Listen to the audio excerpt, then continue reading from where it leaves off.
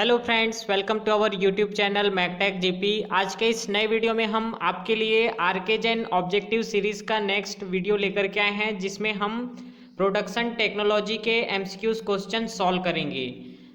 इसके पहले भी हमने इस बुक के जो वीडियोस हैं वो बना करके अपलोड की है। आप आई बटन में प्लेलिस्ट दी गई है, उसमें आप जा करके उन वीडियोज़ को देख सकते हैं। आर्केजेन ऑब्जेक्टिव बुक के जो क्वेश्चंस है वो हर साल एसएससी, जेई और जितने भी पीएसयूज टेक्निकल लेवल एग्जामिनेशंस होते हैं जेई और असिस्टेंट इंजीनियर के लिए, उनमें इस बुक के क्वेश्चंस जो है वो हर साल पूछे जाते हैं। इन वीडियोस में हम पिक्चर्स और एनिमेशन के थ्रू आपको एक्सप्लेन करते हैं, ताकि आपको एक बार यदि किसी क्वेश्चंस का एक्सप्लेनेशन देख लेंगे तो आपको एग्ज़ाम के होते तक उसको नहीं भूल सकेंगे। ये वीडियो सीरीज़ जो है आपके लिए बहुत ही इम्पॉर्टेंट होगी। यदि आप किसी भी एग्जामिनेशन की तैयारी कर रहे हो तो आप इस वीडियो को लास्ट तक के ज़रूर देखिएगा, ताकि आपके सारे जो क्वेश्चंस हैं मैकेनिकल इंजीनियरिंग के बेसिक क्वेश्चंस वो इजीली सॉल्व हो जाए। तो चलिए स्टार्ट करते हैं। तो इसमें पहला जो क्वेश्चन हम ले रहे हैं वो 68 नंबर जो है, इसके पहले के क्वेश्चंस हमने ऑलरेडी सॉल्व करके वीडियो अपलोड कर दी है। जो क्वेश्चन है, the temperature of the plasma torch is of the order of. जो प्लाज्मा टॉर्च जो होता है प्लाज्मा आर्क वेल्डिंग प्रोसेस में, इसमें हमको इसका टेम्परेचर जो है वो बताना है प्लाज्मा टॉर्च का किस ऑर्डर में कितना होता है। तो चलिए इसको हम स्लाइड के थ्रू समझेंगे ताकि आपको अच्छे से समझ में आ जाए। जैसा कि आप इस स्लाइड में देख रहे हैं, ये रेफरेंस जो है हमने विकिपीडिया की साइट से लिया है, क्योंकि इसका जो बुक में आंसर जो है वो अलग अलग बुक्स में अलग अलग दिया गया था। बट इसमें जो है आप देखेंगे कि जो प्लाज्मा आर्क वेल्डिंग जो प्रोसेस है, जिसमें कि प्लाज्मा का जो है हम जनरली यूज करते हैं वेल्डिंग प्रोसेस के दौरान, और इसमें एक तरीके की इनर्ट गैस भी जो है वो भी यूज की जाती है, जो कि प्रोटेक्टिव लेयर का काम करती है। तो इसमें जो प्लाज्मा आर्क जो है उसका जो टेम्परेचर इसमें बोला गया है कि ये 28,000 डिग्री सेंटीग्रेड के अराउंड होता है, जो प्लाज्मा जेट टॉर्च का जो टेम्परेचर होगा वो। और यदि दूसरे ऑर्डिनरी जो वेल्डिंग प्रोसेसेस जो हैं उसमें यदि टेम्परेचर की बात करेंगे आप, तो ये 5,500 डिग्री सेंटीग्रेड के आसपास जो है होता है। इसको फ़ारेनहाइट में जो है वो 10,000 फ़ारेनहाइट होगा। और ये जो प्लाज्मा जेट टॉर्च का जो टेम्परेचर है फ़ारेनहाइट में, वो 50,000 फ़ारेनहाइट के अराउंड इसको नापा जाता है। तो ये इसका आंसर जो है इसी के अप्रॉक्स कम या ज़्यादा जो है एक रेंज में जो है वो होगा। तो जैसा अभी आपने स्लाइड में देखा कि जो प्लाज्मा टॉर्च का जो टेम्परेचर 28,000 डिग्री सेंटीग्रेड था, बट ऑप्शंस में आपको 28,000 डिग्री सेंटीग्रेड जो टेम्परेचर नहीं दिया गया है। बट इसमें जो टेम्परेचर इसके यदि अप्रॉक्स देखेंगे या फिर इसके जो क्लोज हैं वो 33,000 डिग्री सेंटीग्रेड है। इसका जो टेम्परेचर एक फिक्स टेम्परेचर नहीं होता है, ये एक रेंज में जो है इसका टेम्परेचर हमेशा नापा जाता है। तो ये मैक्सिमम इसमें लिमिट दे दी गई है 33,000 डिग्री सेंटीग्रेड की, जो कि ये करेक्ट होगा। देन नेक्स्ट जो क्वेश्चन है, following equipment is used for arc welding a material by carbon electrode. Carbon electrode जब हम यूज करते हैं उस टाइम पर आर्क वेल्डिंग प्रोसेस में कौन कौन से इक्विपमेंट्स जो है वो यूज किए जाते हैं, किस तरीके के इक्विपमेंट्स जो है वो जनरली यूज किए जाते हैं यदि कार्बन इलेक्ट्रोड जो है हम यूज कर रहे हो। तो चलिए इसको भी स्लाइड्स के थ्रू समझे।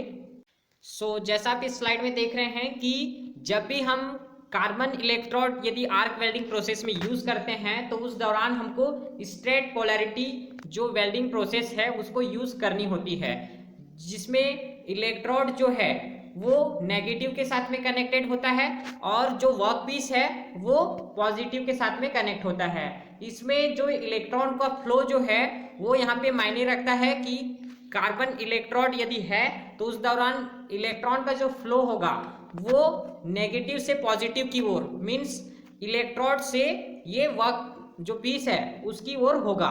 इलेक्ट्रोड जो है वहां से इलेक्ट्रॉन जो है वो पास होकर के ये वर्कपीस के अंदर डिपॉजिट होते जाएंगे और ये फिर पॉजिटिव की ओर आगे बढ़ेंगे। तो इस तरीके से इलेक्ट्रॉन का जो फ्लो होगा इलेक्ट्रोड से वर्कपीस की ओर होगा, इसलिए इसमें हम जो स्ट्रेट पोलैरिटी है वो यूज की जाती है जनरली। इसका जो आंसर हो जाएगा वो ऑप्शन डी में है, DC welding set with straight polarity. Straight polarity जो है जनरली डीसी वेल्डिंग प्रोसेस के थ्रू की जाती है। इस ऑपरेशन को यदि हम यहाँ पे कार्बन इलेक्ट्रोड्स जो है वो यूज कर रहे हो तो। और इसमें एक और जो वेल्डिंग प्रोसेस होती है जिसको कि हम रिवर्स पोलैरिटी बोलते हैं, वो भी हमको डीसी वेल्डिंग के थ्रू ही करने को मिलती है। और इसमें यदि एसी की बात की जाए तो उसमें सिर्फ एक ही तरीके की वेल्डिंग प्रोसेस जो है हमको करने को मिलती है। देन नेक्स्ट जो क्वेश्चन है, the strength of a properly welded joint as compare to base metal would be. जो स्ट्रेंथ जो होती है वेल्डेड जॉइंट की, उसको कंपेयर करके हमको बताना है कि वो बेस मेटल से कम, ज़्यादा या सेम होगी। तो चलिए इसको स्लाइड के थ्रू हम समझेंगे। सो स्ट्रेंथ ऑफ वेल्ड्स को यदि आप समझेंगे तो जो वेल्डेड जॉइंट जो होगा वो स्ट्रॉन्गर देन बेस मेटल जो है वो होता है, क्योंकि हम जो टेम्परेचर यहाँ पे यूज करते हैं बेस मेटल और जो फिलर मेटल को आपस में बॉन्ड कराने के लिए, वो रिक्रिस्टलाइजेशन टेम्परेचर से ज़्यादा होता है। वहाँ पे मेटल जो है वो मेल्ट होकर के फिर सॉलिडिफाई होता है। वहाँ पे जो ग्रेन्स जो होंगे जो बेस मेटल और जो फिलर मेटल के, वो आपस में बॉन्ड बना करके जैसे ही हमको एक स्ट्रक्चरल मिलेगा जो कि जिस टाइप का मेटल जो है हम यूज़ कर रहे हैं, जैसे जिसका जो क्रिस्टलाइन जो स्ट्रक्चर जो होता है जैसे बीसीसी एफसीसी, उसी के अनुसार वो उसके साथ में बॉन्ड जो है वो बनाता है। तो उसके कारण वहाँ पे रिफाइंड हो जाने के कारण जो ग्रेन्स जो होंगे मेटल के, वो एक बार फिर से रिफाइंड हो जाने के कारण वहाँ पे हमको जो जॉइंट जो मिलता है वेल्डेड जॉइंट, वो बेस होता है यदि बेस मेटल की से कंपेयर करें तो। और गुड वेल्डिंग डिजाइन की यदि हम बात करेंगे तो जहाँ पे जो वेल्ड मेटल जो है, जो फिलर मेटल यदि कम से कम यदि अमाउंट में लग रहा हो तो उसको हम गुड वेल्डेड डिजाइन जो है वो बोला जाता है। और हमेशा आप ध्यान रखिएगा कि जो कॉस्ट जो होगा वेल्डेड मेटल का, जो कॉस्ट होगा जो फिलर मेटल का, वो हमेशा ज़्यादा होता है बेस मेटल से। जिस मेटल को हमको ज्वाइन करना है उससे हमेशा कॉस्ट जो है वो ज़्यादा होता है जो वेल्डेड जो फिलर मेटल है उसका।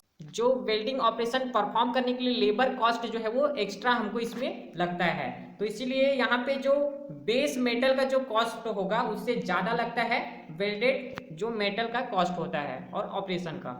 सो इसका आंसर जो हो जाएगा वो ऑप्शन बी में जो है मोर होगा। जो वेल्डेड जॉइंट यदि स्ट्रेंथ की बात की जाए तो वो ज़्यादा होगी as compare to base metal. Then next जो क्वेश्चन है, The advantages of electroslag welding are। Electroslag जो वेल्डिंग प्रोसेस है उसके एडवांटेजेस कौन कौन से होंगे वो हमको इसमें से बताने हैं। तो चलिए इसको देख लेते हैं। सो आप इस स्लाइड में इलेक्ट्रोस्लैग वेल्डिंग प्रोसेस के जो मेन एडवांटेजेस हैं वो आप देख रहे हैं। सो चलिए एक एक करके हम इनको समझेंगे। पहला जो है, electroslag welds are relatively defect free. जो इलेक्ट्रोस्लैग वेल्ड्स जो हमको मिलते हैं वो डिफेक्ट फ्री होते हैं, जैसे दूसरे वेल्डिंग प्रोसेस से आप कंपेयर करेंगे तो। More suited to joining of thick materials. जो मेटल्स जो हमको ज्वाइन करने हैं उनकी यदि थिकनेस ज़्यादा होगी तो वो उस ऑपरेशन के लिए बेस्ट सुटेबल वेल्डिंग प्रोसेस होती है। जैसे बॉयलर्स के जो प्लेट्स जो होते हैं उनको आपस में वेल्ड करने के लिए हम इलेक्ट्रोस्लैग वेल्डिंग प्रोसेस का यूज़ करते हैं, जिसकी थिकनेस जो है वो अबाउट 10 सेंटीमीटर होती है। Then no costly joint edge preparation required. Square butt जो जॉइंट है उसके अलावा भी जो जॉइंट्स होते हैं जिसमें एज प्रिपरेशन की ज़रूरत नहीं होती इसमें। देन मिनिमल डिस्टॉर्शन जो होगा वो कम से कम होगा। Then minimal preheat required, इसमें प्री हीट करने की भी ज़रूरत बहुत ही कम होती है। लो फ्लक्स कंजप्शन भी जो है बहुत ही कम होता है यहाँ पर। देन हाई डिपोजिशन, इसका डिपोजिशन रेट जो है वो सबसे ज़्यादा है। Vertical up welding position only, इसमें एक जो हमको क्राइटेरिया जो हमको फॉलो करनी होती है कि इसमें only vertical up welding position में रख करके ही जो मेटल है उसको पोर करना होता है। देन लो टफनेस वैल्यू में रिक्वायर्ड, जो टफनेस वैल्यू है उसको कम जो है यहाँ पे हमको मिलती है। देन टाइमली सेटअप जो है वो टाइमली हमको प्रॉपर वे में मिल जाता है। इसके अलावा भी बहुत सारे एडवांटेजेस हैं इस वेल्डिंग प्रोसेस के। इसमें एक एक करके चलिए देखते हैं ऑप्शंस में कौन कौन से जो ऑप्शन है वो करेक्ट होंगे। फर्स्ट जो है ability to weld metal of great thickness in a single pass without calling for joint preparation. Joint preparation किए बिना भी हम सिंगल पास में ग्रेट थिकनेस मीन्स ज़्यादा से ज़्यादा थिकनेस वाली प्लेट्स को जो है वेल्ड कर सकते हैं। तो ये जो स्टेटमेंट है वो करेक्ट है, जैसे अभी स्लाइड में भी देखी आपने।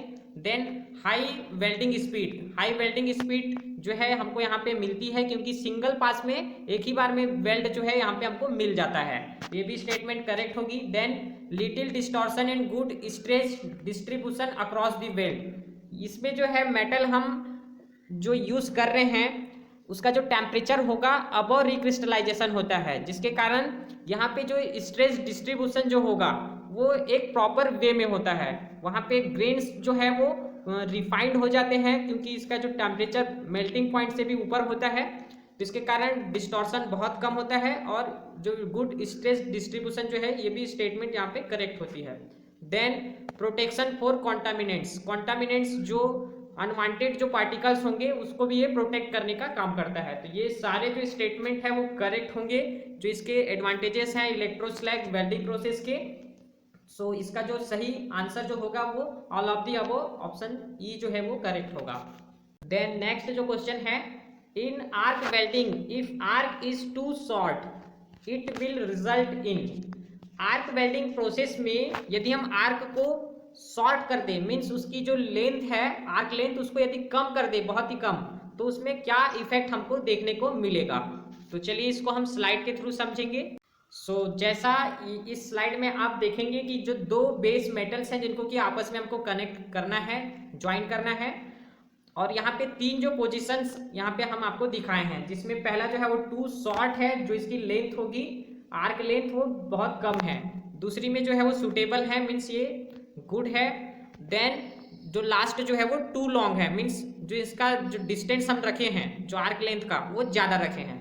तो पहला जो टू शॉर्ट जो केस है जिसमें आर्क लेंथ जो है सबसे कम है, जिसका डिस्टेंस जो है 3 mm से भी कम है, तो इस केस में क्या होता है कि जो इलेक्ट्रोड होगा वो बेस मेटल जिसको कि हमको वेल्ड करना है उसके साथ में चिपक जाएगा। यहाँ पे इस जो आर्क है वो डेवलप्ड हो ही नहीं पाएगी क्योंकि जो बीच का जो कॉन्टेक्ट रेजिस्टेंस है वो जीरो हो जाता है, डायरेक्ट जो करंट है वो बेस मेटल के साथ में पास हो जाता है। यदि यहाँ पे रेजिस्टेंस नहीं रहेगा उसके कारण यहाँ पे आर्क जो है वो डेवलप्ड हो ही नहीं पाएगी। देन नेक्स्ट वाला जो केस है सुटेबल जिसमें कि हमको रखना चाहिए, इसमें 3 mm से 5 mm के बीच में आर्क लेंथ जो है वो बोली जाती है। तो ये इसमें यदि इतना रखेंगे तो जो हमको प्रॉपर वे में जो यहाँ पे गैप जो है वो मिलता है, जिसके कारण एक रेजिस्टेंस जो है वो एयर का जो रेजिस्टेंस यहाँ पे मिलेगा, जिसके कारण आर्क जो है वो वहाँ पे डेवलप होगी और हमको बेस्ट सुटेबल जो जॉइंट है वो देखने को मिलेगा। और थर्ड केस में भी सेम वैसी है कि यदि 5 mm से ज़्यादा रखते हैं आर्क लेंथ जो डिस्टेंस है बेस मेटल और जो इलेक्ट्रोड के बीच का, तो यहाँ पे भी जो हमको वेल्डिंग जो मिलेगा वो रुक रुक करके मिलेगा। जो आर्क जो यहाँ पे डेवलप्ड होगी वो बनते जाएगी फिर छूट जाएगी फिर बनेगी, इसके कारण जो फिलर मेटल है वो ठीक तरीके से मेल्ट नहीं हो पाएगा और एक बेकार या फिर जिसको डिफेक्टिव जो वेल्ड जो है वो यहाँ पे हमको देखने को मिलेगा। तो उनको हम नेक्स्ट स्लाइड में आपको दिखाते हैं। इस स्लाइड में जो है वो डिफरेंट तरीके के आपको वेल्डिंग डिफेक्ट्स देखने को मिलेंगे, बट हम इस क्वेश्चन में जो पूछा गया है कि टू शॉर्ट जो आर्क हमको मिलेगा जिसमें कि आर्क लेंथ जो है सबसे हमने कम रखा है, उसके कारण इस तरीके की वेल्डिंग जॉइंट जो है देखने को मिलेगी, जिसमें किन्हीं जगह में देख रहे हो आपकी जो वेल्डिंग जो हो रही है फिलर मेटल की वो ज़्यादा हो रही है, कहीं पे ये रुक जा रही है तो कहीं पे ये ज़रूरत से ज़्यादा हो जा रही है। तो इस तरीके का जो वेल्डिंग डिफेक्ट्स जो है वो हमको देखने को मिलता है। इसका आंसर जो हो जाएगा इसमें जो गिवन है ऑप्शन बी में, electrode sticking to the base metal and base metal not melting and bead resting on top of the work leading to poor fusion and gas and slag hole. ये इस तरीके के जो defects हैं हमको देखने को मिलेंगे, जिसमें जो इलेक्ट्रोड है वो बेस मेटल के साथ में चिपक जाता है, जिसके कारण बेस मेटल जो है वो प्रॉपर वे में मेल्ट नहीं हो पाता और जो बिड जो है वो जो टॉप ऑफ दी जो वर्क पीस होगा उसके ऊपर में हमको मिलेगा, जिसमें जो पुअर जो है फ्यूजन जो मेटल का जो फ्यूजन रेट होगा वो वहाँ पे कहीं कम तो कहीं ज़्यादा, जैसे आपने पिछले स्लाइड में देखा ही है उस तरीके का मिलेगा। और वहाँ पे छोटे छोटे गैस और स्लैग के होल्स जो हैं वो भी देखने को मिलते हैं।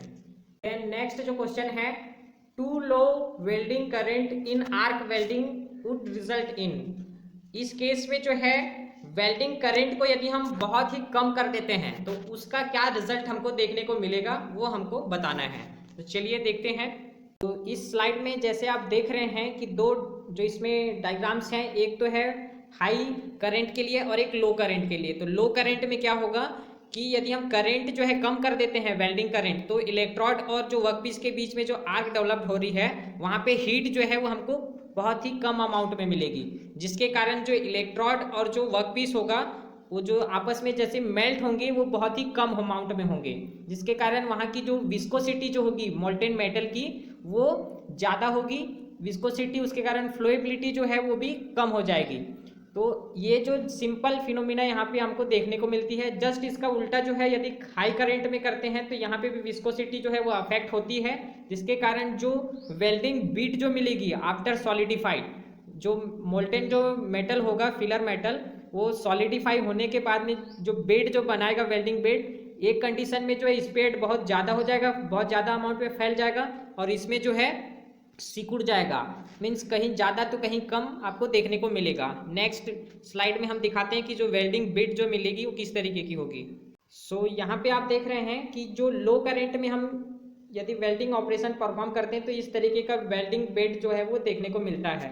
इसमें कहीं कहीं जगह पे आपको ज़्यादा अमाउंट ऑफ फिलर मेटल मिलेगा तो कहीं पे कम। और यहाँ पे जो पेनिट्रेशन भी एक मेन जो टर्म है, जो बेस मेटल है उसमें अच्छी तरीके से पेनिट्रेट जो है वो नहीं हो पाएगा, क्योंकि वहाँ पे करंट कम होने के कारण हीट जो है वो ठीक तरीके से डेवलप्ड नहीं हो रही है, तो जो बेस मेटल है वो ठीक तरीके से मेल्ट नहीं हो पाएगा और ओनली फिलर मेटल का जो अमाउंट है वो बहुत ही ज़्यादा होगा। तो एक पीलिंग जो टर्म हम यूज़ करते हैं, पीलिंग ऑफ जो मेल्ट है वो यहाँ पे देखने को मिलता है। ये जो पील जो यहाँ पे देख रहे हैं वो, और हाई करंट के कारण इस तरीके से स्पेयर जो है वो बहुत ज़्यादा हो जाएगा, जो एक्सेसिव अमाउंट में ये फैल जाएगा। और जो गुड वेल्डिंग बीट जो बोला जाता है वो इस तरीके से है। इसका आप आकार देख रहे हैं और इन दोनों का जो आकार है वो देख रहे हैं, दोनों में बहुत ही अंतर आपको देखने को मिलेगा तीनों में कंपेयर करेंगे तो इसका आंसर जो हो जाएगा ऑप्शन ए में जो गिवन है, excessive peeling up of weld metal, poor penetration and wasted electrode. Electrode का इसमें वेस्ट भी होगा, पुअर पेनिट्रेशन के कारण में जो है बेस मेटल ठीक तरीके से मेल्ट नहीं हो पाएगा और ओनली इलेक्ट्रोड बस जो है वो वेल्ड होता है। और एक्सेसिव पीलिंग अप मीन्स जैसे आपने देखा कि करंट कम होने के कारण जो छोटे छोटे जो डॉट्स हैं वो आपको यहाँ पे देखने को मिल रहे थे, मीन्स एक जगह छोड़ करके जो है बीट जो है वो बन रही थी। सो ये लास्ट क्वेश्चन था इस वीडियो सीरीज़ का। आगे के जो क्वेश्चंस हैं हम अगले वीडियो में जल्दी ही आपके लिए सॉल्व करेंगे। यदि इस वीडियो में आगे के क्वेश्चन सॉल्व करते हैं तो इस वीडियो की लेंथ जो है बहुत ज़्यादा बढ़ जाएगी। सो आगे के वीडियोस हम जल्दी ही आपके लिए अपलोड करने वाले हैं। अगर आप इसी तरीके की वीडियोस देखना चाहते हैं तो आप हमारे चैनल को सब्सक्राइब कर सकते हैं, नीचे सब्सक्रिप्शन बटन दी गई है। साथ ही में नोटिफिकेशन बेल आइकन को भी जरूर प्रेस कर दीजिएगा ताकि जब भी कोई नई वीडियो हम अपलोड करें उसका नोटिस आप तक पहुंच जाए। और किसी भी टॉपिक पे आपको कुछ क्वेश्चंस पूछने हो तो आप हमें कमेंट बॉक्स में लिख करके उसको ही बोलिए, हम जल्दी ही आपके उन क्वेश्चंस के आंसर देने की कोशिश करेंगे। और इस वीडियो को ज़्यादा से ज़्यादा लाइक कीजिए, शेयर कीजिए अपने फ्रेंड सर्कल में, ताकि आपके फ्रेंड्स को भी हेल्प मिले और हमारा मोटिवेशन जो है आगे वीडियोस बनाने के लिए इसी तरीके से बना रहे। So thank you for watching.